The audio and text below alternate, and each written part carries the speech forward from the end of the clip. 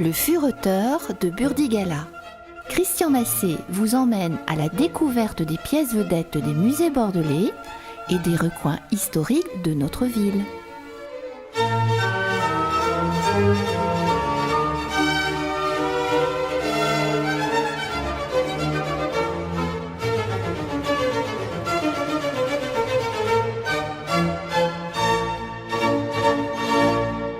Un pont qui fut longtemps le seul.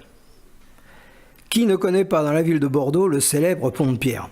Ce que l'on sait moins, c'est qu'il fut construit très tardivement et fut longtemps le seul à relier les deux rives de l'agglomération. Il fut construit sur l'ordre de Napoléon Ier entre 1810 et 1822. Il fallut ensuite attendre 1965 pour que soit construit le pont Saint-Jean, qui doublait la passerelle ferroviaire construite en 1860 par Gustave Eiffel. Un grand pont suspendu, le pont d'Aquitaine, fut élevé en 1967, suivirent les ponts Mitterrand en 1993, puis le pont Levant-Chaban-Delmas en 2012. Et avant? Eh bien, durant près de 2000 ans, on traversait avec des barques, puis un bac.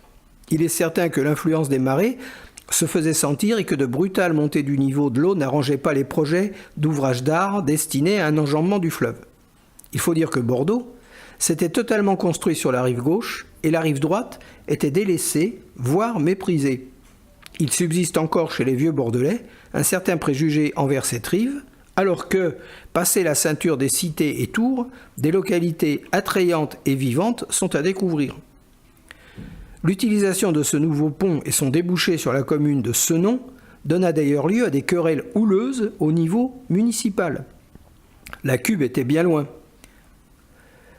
Comme de nos jours, les trafics d'influence firent feu de tout bois. Les petits propriétaires de barques qui arrondissaient leur fin de mois avec des passages furent contre, ainsi que les Bordelais pur jus qui ne voulaient pas se noyer dans les milieux moins aisés de l'autre rive.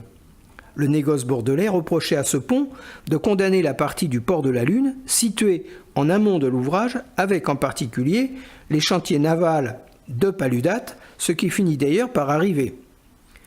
Comme vous le voyez, les petits intérêts personnels sont toujours prompts à enrayer les évolutions, cela se voit encore de nos jours. Mais l'entêtement et la volonté de l'empereur finit par gagner et nous eûmes notre pont. Dès 1821, le maire de Bordeaux, Joseph-Marie de Gourgues, qui a donné son nom au cours de Gourgues, demande à Louis XVIII l'autorisation de réunir une partie du territoire de Senon à Bordeaux. Le projet est refusé par le maire de Senon et Bordeaux n'obtient pas l'extension de l'octroi sur ce territoire. Puis, en 1847, le député Alexandre-Étienne Simiot relance ce projet. C'est alors le conseil municipal de Bordeaux qui lui refuse.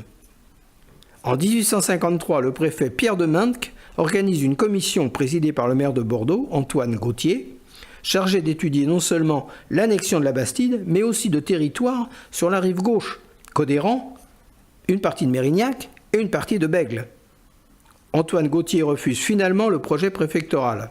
Enfin, en 1863, c'est le maire Pierre Castéjat qui rachète le péage du pont de Pierre en échange de l'agrandissement de Bordeaux sur la rive droite.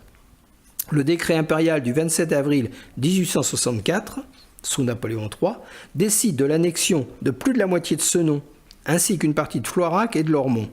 Cette décision devient effective au 1er janvier 1865, avec la création du nouveau quartier Bordeaux-Bastide.